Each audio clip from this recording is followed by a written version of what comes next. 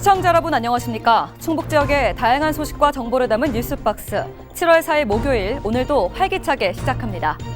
네, 먼저 첫 번째 코너입니다. 지역 현안에 대해 자유롭게 이야기 나누는 코너인데요. 자, 오늘은 어떤 소식이 있나 한번 살펴볼까요? 네, 먼저 첫 번째 소식입니다. 지난 청주에서 자동차 구매 고객들을 상대로 수십억 원의 사기 행각 후 잠적한 43살 A씨가 어제 드디어 새벽 1시경 경찰에 자수를 했습니다. A씨는 도피 행각에 대한 두려움과 가족들이 입을 피해로 자수를 결심했다고 하는데요. 현재는 그 범행 동기에 대해 경찰 조사를 받고 있는 것으로 알려졌습니다. 언제 어디서나 완벽한 범죄는 없겠죠. 부디 정확한 조사 결과로 피해자분들이 제2의 피해를 입지 않았으면 좋겠습니다. 네, 이어서 다음 두 번째 소식 살펴보시죠. 청주시 구룡공원 사유지 보상비의 탁상 감정가가 나왔습니다. 바로 1,876억 원으로 나왔는데요. 시는 민간공원 개발 방식으로 추진하는 구룡공원 제1구역과 2구역의 탁상 감정가가 각각 563억 원과 1,313억 원으로 산출됐다고 밝혔습니다. 그동안 시는 구룡공원의 전체 사유지 보상비를 약 2,100억 원으로 추산한 바 있는데요. 이 감정 결과 낮아진 보상비에 보존을 주장하는 시민 측에서는 아마 100% 시에서 매입을 해서 보존을 하자는 의견이 더 커질 것으로 보여지고 있는데요. 좀 더 지켜봐야겠습니다. 네, 이번에 나눈 사안뿐 아니라 이번에 또다시 화제가 된 사안이 하나 더 있죠. 바로 청주 공예 비엔날레가 얼마 전 디데이 100일을 남겨놓고 있었는데요. 오늘 그 이야기에 대해서 자세히 알아보겠습니다. 오늘 함께 말씀 나눠주실 교수님이 제 옆에 나와 계시죠. 변광수 교수님 안녕하세요. 네, 안녕하십니까. 네, 오늘 나눠볼 주제 우리 교수님께서 누구보다도 잘 알고 계시지 않을까라는 생각이 드는데요. 네, 매년 좀 가셨었나요, 이 비엔날레? 당연히 갔고요. 네. 저는 한 12년 넘게 그 현장에서 총괄부장으로 진두지한 적이 있기 때문에요. 아주 벌써 올해가 11회째 하지 않습니까? 그렇죠. 그럼 2년에 한 번씩 열리니까는 네. 이제 22년 되는 거 아닙니까? 네. 이제 청년이 된 거죠. 그래서 이번에 디데이 100일, 그러니까 네. 100일을 앞두고 행사할 때 보통 이제 일반적으로 두 가지를 합니다. 하나는 이제 프레스데이라 그래갖고 올해 비엔날레를 어떻게 전개할 건가에 대해서 감독이나 이제 청주시 그 관계자가 브리핑을 하죠. 네. 기자들한테. 그리고 또 하나는 이런 지금 보고 계십니다만은 이제 기념 행사. 네. 100일 남았으니 우리 시민들 또 전국에 있는 국민들, 세계인들 관심 가져주고 지금 일정 체크해 주세요. 이렇게 홍보하는 것입니다. 네, 이제 올해 비엔날레 슬로건이 좀 참 특이한데요. 바로 예. 몽유도원이지 않습니까? 예, 그렇죠. 낯선 주제인데 이거에 대해 좀 설명 좀 해주시죠. 저도 사실은 몽유도원 조금 전에 봤듯이 이제 미래와 꿈의 공예 네. 몽유도원 이렇게 정했습니다, 주제를요. 근데 몽유도원은 뭐냐면 세종 때 1447년에 안견이 그린 그 그림입니다. 네. 몽유도원도라고 있죠. 네. 그러니까 양평대군이 꿈을 꿔요. 네. 그 꿈에서 너무 아름다운 세상을 이제 꿈속에서 펼쳐진 거를 이야기하니까는 이제 안견이라는 그 시대 최고의 화가가 그림을 그리는데 아주 훌륭한 그림이 되지 않습니까? 그쵸. 그 핵심이 뭡니까? 그게 어쩌면 미래와 꿈인데 공예가 우리 삶을 아름답고 윤택하게 한다. 우리 새로운 미래를 밝히는 그런 중요한 콘텐츠고 문화예술의 장르라는 거를 이번 비엔날레를 통해서 아마 좀 다시 확인시켜 줄 것 같습니다. 네, 그럴 것 같습니다. 이번 이제 공예 비엔날레 네. 관람 포인트 좀 짚어주시죠. 사실 좀 미래와 꿈의 공예 몽유도원 이렇게 네. 했는데 주제가 상당히 중요합니다. 그렇죠.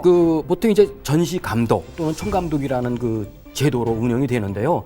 그 감독이 주제를 정할 때는 주제에 맞는 전시 기획을 할 거 아닙니까? 그쵸. 일반적으로 지구상의 모든 비엔날레는 이제 베니스 비엔날레가 최초기 때문에 120년 역사를 가지고 있거든요. 네. 그 120년 역사를 가지고 있는 비엔날레를 따라갑니다. 그래서 베니스 비엔날레는 지구상의 비엔날레의 어머니다. 라고 그렇겠네요. 표현할 정도인데요. 거기도 보면 이제 본전시가 있고 특별전시가 있는 겁니다. 네. 본전시는 기본적으로 초대 작가라고 표현을 하는데 이번에 초대 작가가 17개국에서 160개 팀, 네. 한 210명 정도가 참여한다고 합니다. 그렇군요. 초대 작가로 선정되면 주제에 맞는 작가의 창작 세계를 마음껏 펼칠 수 있는 환경이 만들어질 거 아닙니까? 네. 그러면 이제 그 작품을 보면서 주제와 연관성을 보고 그 공예의 가치를 볼 거고요. 또 작가 입장에서는 이 초대 작가로 선정된 영광 때문에 더 많은 세상 사람들한테 알려지니까는 이제 터닝 포인트, 발전할 수 있는 기폭제가 될 거 아닙니까? 그쵸. 그래서 이제 본전시 쪽에 좀 우리가 주목할 필요가 있고요. 또 하나는 이제 특별전시는 예컨대 공모전에 수상한 작가들이라든지 선정 작가들, 그다음에 안덕벌 빈집 프로젝트도 진행한다는데 요즘 네. 뭐 정부나 지자체가 하고 있는 것 중에서 가장 역점 사업 중에 하나가 생활 밀착형 도시 그 재생, 그쵸. 뉴딜 사업 이런 네. 것들 하지 않습니까? 안덕벌도 이제 그렇게 진행되고 있는 연초제 요창이었지 않습니까? 네, 맞습니다. 그래서 빈집을 활용해 갖고 이제 그 아마 지역에 있는 작가와 이제 그 국내의 작가들이 문화 공간을 어떻게 꾸밀 건가 이런 것도 보여준다고 그럽니다. 특히 네. 이제 정북동 토성이라고 있는데 우리 청주의 아주 중요한 역사적 자산이기도 한데요. 거기에서도 작가들이 참여한다고 그럽니다. 그러니까 전시장 안에 그 프레임 안에 갇혀서 전시만 하는 게 아니라 전시장 바깥에서도 이제 전시를 한다 그러니 네. 우리가 안에서 한번 보고 또 바깥에서 한번 보면서 공예가 지향해야 될 점, 그다음에 우리 청주가 공예로 어떻게 행복할 수 있을까? 그러니까 미래와 꿈의 공예이기 때문에 그런 그러네요. 것들을 함께 보면서 이게 일종의 관람 포인트가 되겠죠. 네. 또 어떤 작가들이 어떤 작품의 세계를 펼쳐졌을까? 이런 것들도 주목하면서 보시면은 아주 의미가 있을 것 같습니다. 네, 이번 주제가 이제 미래와 현재라다 보니까 이제 안과 밖에서 좀 바라보는 이런 공예 비엔날레가 좀 다르게 보일 수도 있겠네요. 예. 이번 이제 비엔날레 홍보대사로 우리 국민 배우죠. 아주 따뜻한 이미지를 가지신 분인데 예. 배우 지진희 씨가 좀 뽑혔다고요. 그러네요. 사실은 제가 공예 비엔날레를 진행을 할 때도 네. 홍보대사로 많이 합니다. 근데 패션 디자이너 이상봉 씨가 홍보대사가 되고 직접 한글을 테마로 한 패션 디자인 전시도 하면서 패션 쇼도 했었고요. 네. 또 배우 구혜선 씨라든지 그렇죠. 매해 연예인들이 하는데 사실은 좋은 건 아닙니다. 왜요?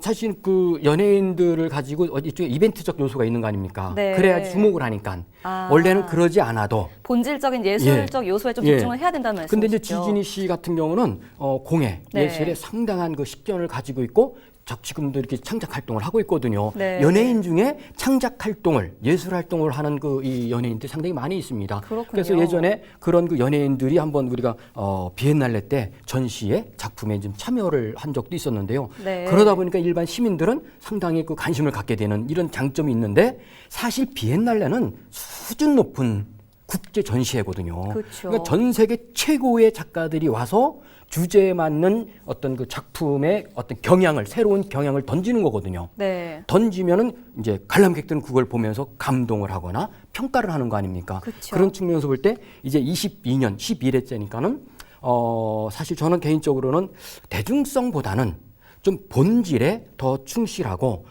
퀄리티 있는 전시를 더 해나갔으면 좋겠다. 그리고 청주가 공예도시냐라고 사람들이 물으면 그렇다라고 대답할 사람이 그렇게 많지 않아요. 왜냐하면 네. 공예와 관련된 시스템이 아직 구축이 안 돼 있기 때문에 그러려면 어떻게 됩니까? 도시 전체가 공예 예술로 물결치는 1년 365일 그런 환경을 만드는 아주 중요한 전환점이 됐으면 좋겠다라는 생각을 갖습니다. 맞습니다. 교수님 말씀처럼 이제 일회성이 아니라 꾸준하게 좀 예술적 도시가 될 수 있도록 모두가 노력을 좀 해야 될 필요가 있겠네요. 일종의 공예가 삶이어야 되는 거죠. 일상이어야 되는 것이지 이벤트나 전시 때만 보는 공예가 아니라 네. 우리의 삶, 우리의 일상이 되면 지금 주제가 얘기하듯이 미래와 꿈의 공예가 바로 그것이 아닐까 싶습니다. 네, 저도 기대를 해보겠습니다. 네, 변 교수님과의 모닝톡은 오늘 여기까지 하겠습니다.